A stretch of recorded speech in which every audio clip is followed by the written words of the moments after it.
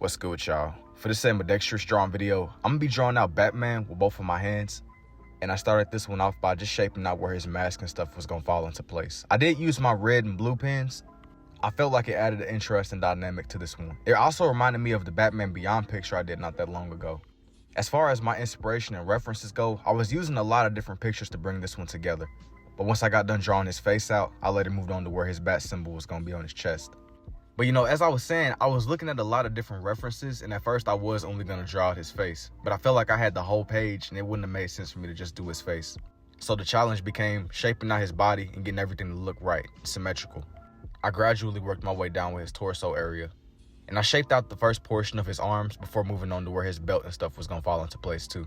Interestingly enough, this will match the color scheme of a Joker drawing I did not that long ago. This one was definitely long overdue, but I gradually worked my way down and drew out both of his arms. I spent a lot of time experimenting with the texture on this drawing, and I wanted everything to seem like it was sharp. In a very Batman kind of way though.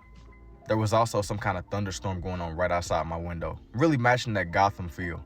But these lines of me shading down in a more curved way, that's me drawing out his cape. My idea was for it to seem like it was flowing behind him right in the wind or something. But as I was getting at before, this one was just a combination of references that I seen. And my idea was for him to seem like he was standing on top of a rooftop. Not too far off in the distance, I ended up drawing out a cathedral. That way it seemed like he was really on top of a roof in Gotham somewhere or something. Once that was done, I did go through and I darkened some spots on his suit.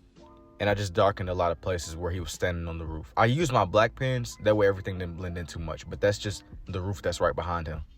It was an interesting challenge trying to keep my hands steady whenever I was drawing in the background roof.